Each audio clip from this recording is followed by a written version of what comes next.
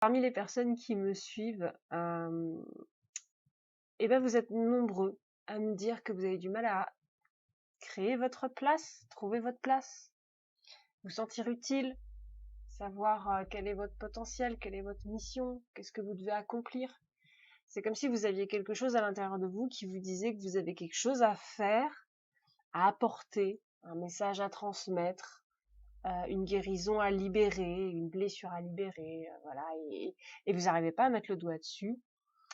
Comme s'il y avait un puzzle devant vous et il manquait certaines pièces pour que vous puissiez avoir une vue d'ensemble sur votre vie, sur qui vous êtes et sur ce que vous êtes venu faire et expérimenter ici.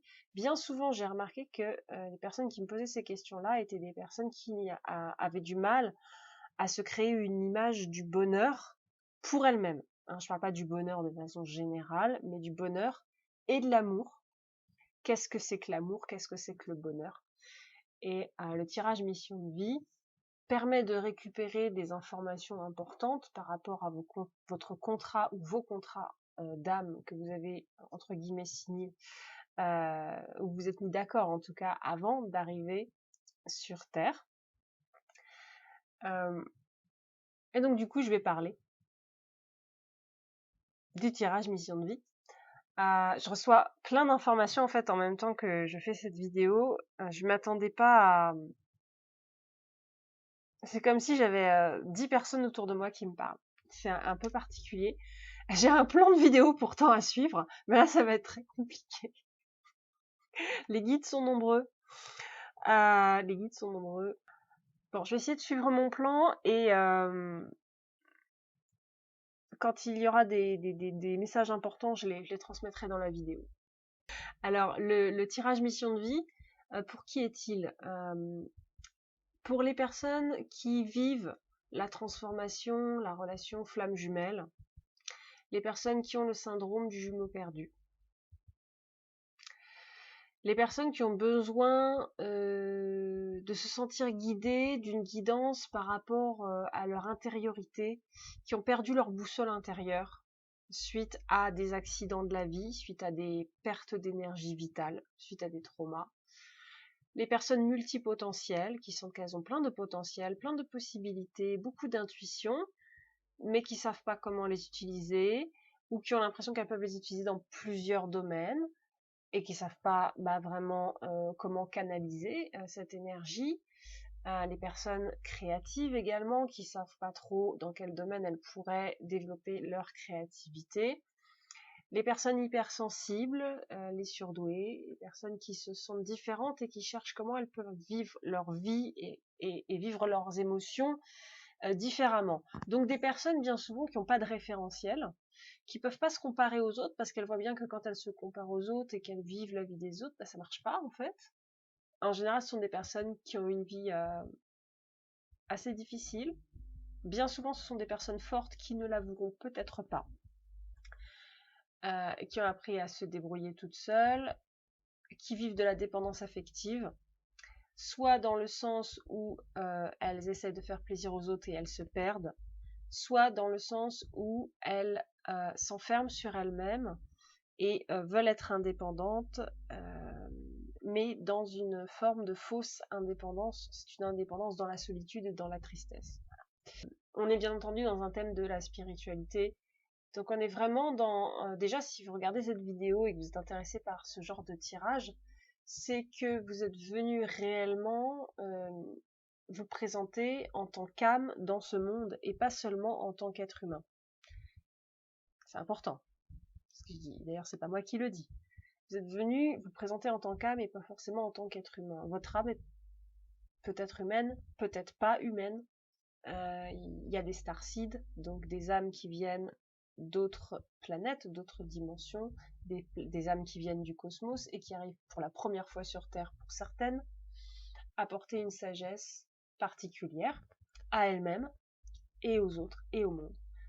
Certains d'entre vous sentent qu'ils canalisent des choses qu'ils ne comprennent pas, qu'ils ont une douance qu'ils ne savent pas forcément exploiter. Voilà. Le tirage mission de vie, il est idéal pour trouver sa voie, voilà, pour se respecter, pour retrouver le chemin de son destin et de son plaisir. Le destin, c'est le chemin que vous suivez quand vous êtes heureux. Voilà. Donc on n'est pas toujours sur son destin. Le tirage mission de vie vous permet de remettre les choses en perspective et de tirer des ressources pour vous fortifier réellement dans votre force intérieure. Voilà. Sortir du rôle de victime et réellement prendre les rênes de votre vie en main, en respectant votre destin, le destin avec lequel vous vous êtes mis d'accord avant d'arriver sur Terre. C'est un peu comme retrouver les clés de sa voiture. Il y a beaucoup de gens qui vivent leur vie comme s'ils étaient dans une voiture avec le frein à main. Voilà. Comme s'il y avait un frein, un sabotage, une procrastination, un auto-sabotage, j'ai dit sabotage, mais un auto-sabotage du coup. Donc là, c'est comme retrouver les clés de la voiture et pouvoir enlever le frein à main. Vous retrouvez aussi le mode d'emploi. Comment je fonctionne, qu'est-ce que je suis venu chercher, qu'est-ce que je suis venu faire sur Terre, qu'est-ce qui me rend heureux, quels sont les contrats d'âme que j'ai signés au niveau relationnel, au niveau affectif, au niveau créatif, également au niveau de ce que je suis venue accomplir pour moi-même, peut-être aussi pour les autres. C'est pas obligatoire, mais ça peut arriver.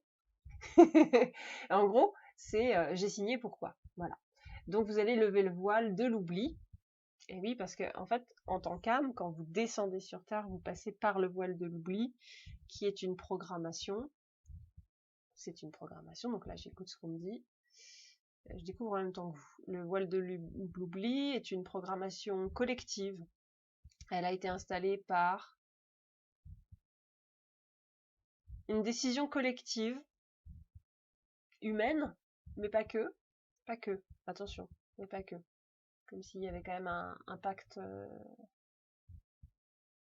un peu négatif, quoi, qui a été fait avec l'humanité, comme quoi, en fait, ça n'a pas toujours été comme ça. Mais au bout d'un moment, l'humanité s'est mise d'accord, a consenti à oublier sa mission et ses contrats d'âme en arrivant sur Terre, pour pouvoir jouir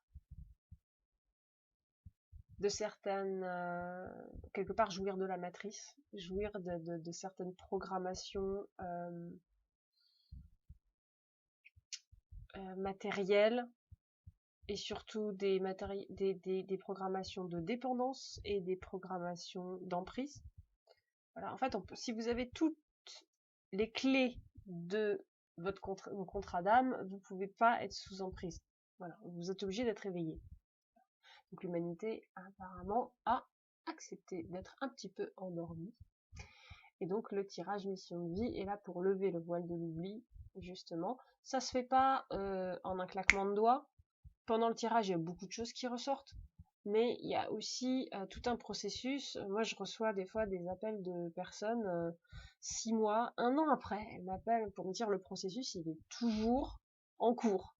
C'est toujours en train d'évoluer. Il y a encore des choses qui sont en train de se lever. Je suis en train de me rappeler plein de nouvelles choses. Donc, ça commence pendant le tirage et ça continue pendant très longtemps. Donc ça, c'est plutôt une bonne nouvelle et j'en suis très contente. Je suis très contente. Alors, la liste des 9 domaines. Alors, voilà ce qu'on va voir pendant le tirage mission de vie. Je vous présente un peu les cartes, les oracles que j'utilise. L'oracle de base, c'est l'oracle des licornes.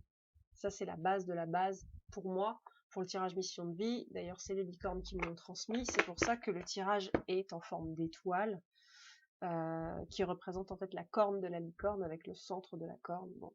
J'agrémente avec d'autres oracles qui vont être également des bases pour moi.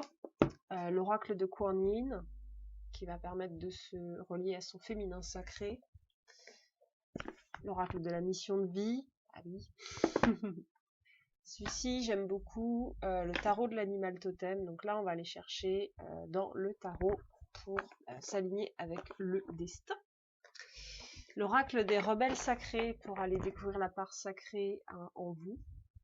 Que vous soyez homme ou femme, l'oracle des rebelles sacrés, c'est très puissant. L'oracle d'Ishtar.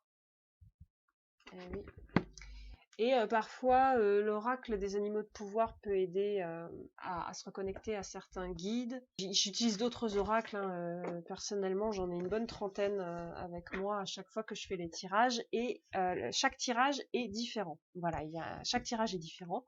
Je n'utilise pas les mêmes oracles d'une personne à l'autre, à part l'oracle des licornes qui est pour moi la base. Je vais chercher des détails avec les autres, des détails et des précisions avec les autres oracles. Voilà. Donc parmi les 9 cartes, la première carte va représenter votre mission de vie, votre talent d'âme, les talents que vous êtes venus développer en tant qu'âme ou exploiter.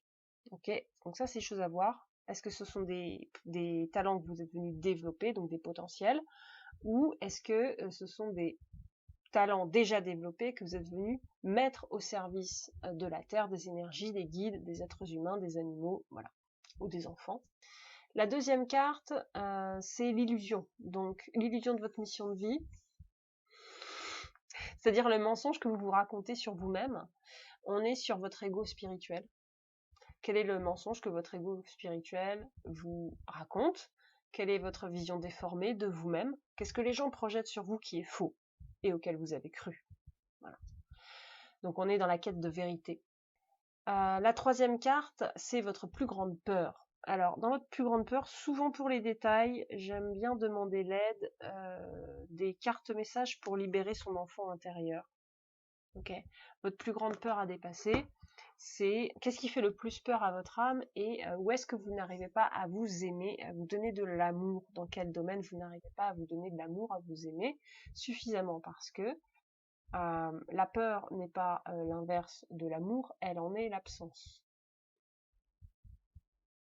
Et oui. Il n'y a pas d'inverse de l'amour, ça n'existe pas. L'amour est, il se manifeste ou il se manifeste pas. Voilà. La quatrième carte, c'est votre savoir ancestral.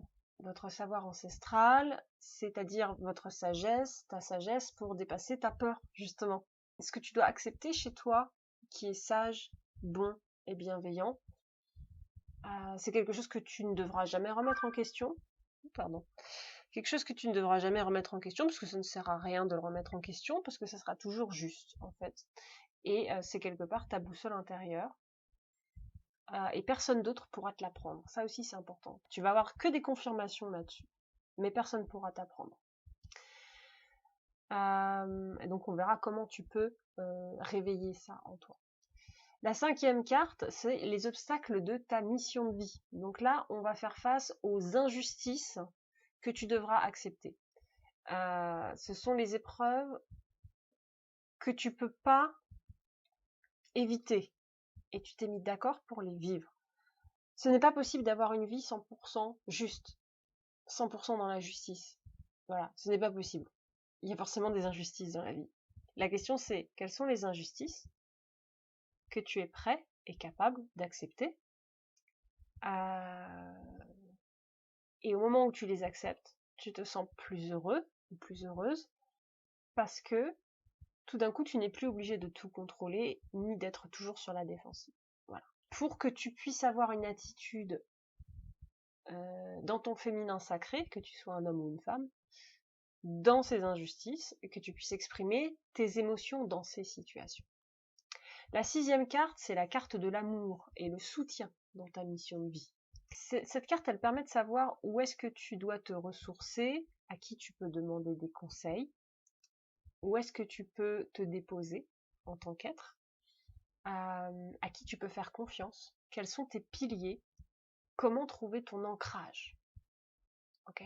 On y trouvera tes guides, on y trouvera ton calme intérieur, on y trouvera peut-être un lieu ou une posture intérieure qui te permet vraiment de te sentir fort et ancré.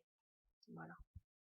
La septième carte, c'est ton état d'esprit, l'état d'esprit que tu es venu cultiver dans cette vie, l'état d'esprit dont tu as besoin pour être aligné, l'état d'esprit qui peut te permettre d'avoir un mental au service de ton âme et de révéler ton masculin divin. Hein. Donc, dans la carte 5, on parlait du féminin sacré, et dans la carte 6, on est dans la carte 7, pardon, l'état d'esprit, on est dans le masculin sacré, masculin divin.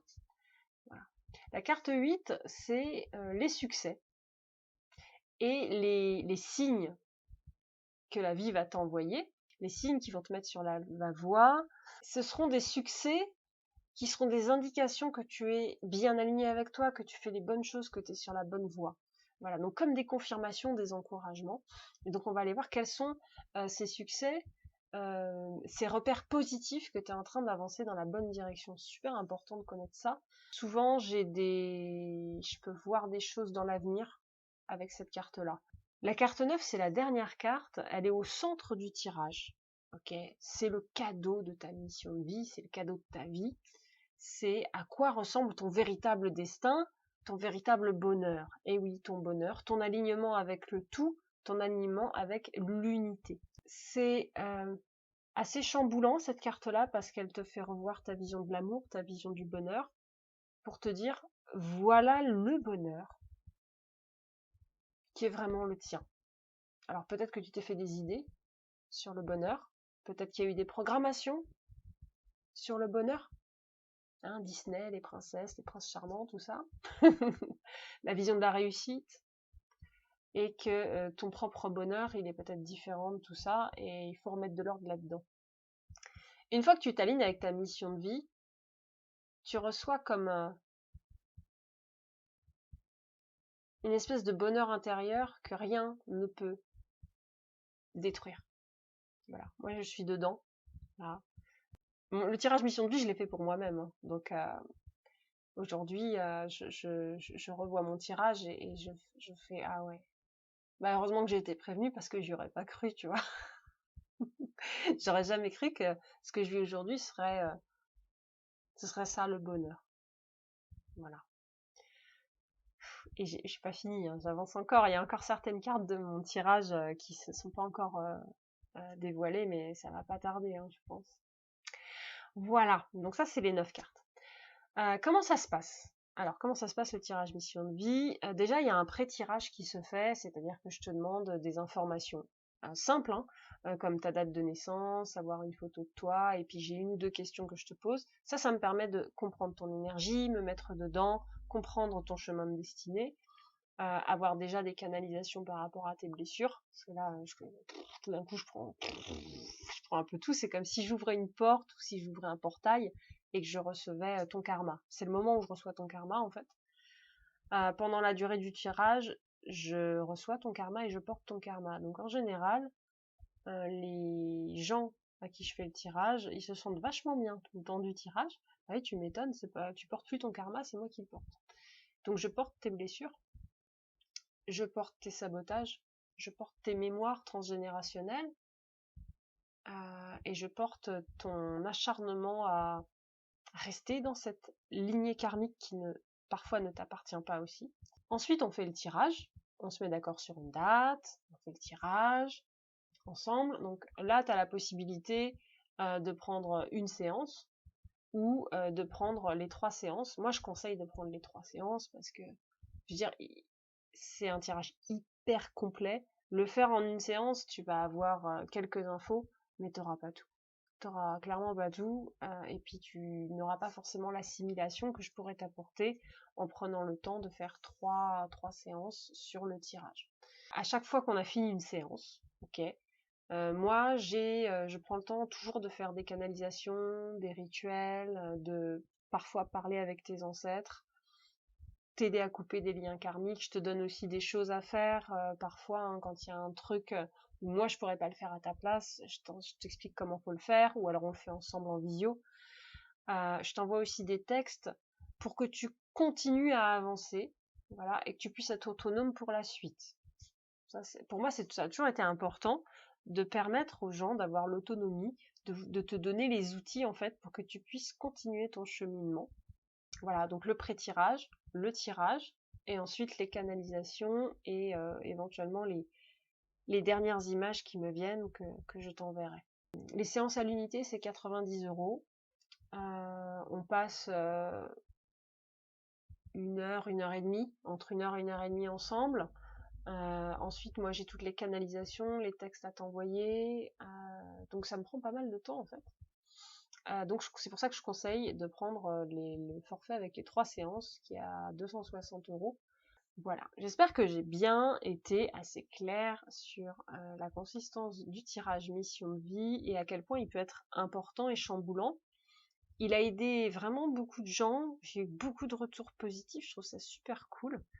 Je ferai sûrement une vidéo d'ailleurs où il y aura des témoignages, parce que c'est vrai que j'ai pas eu le temps de faire ça, mais je ferai ça bientôt.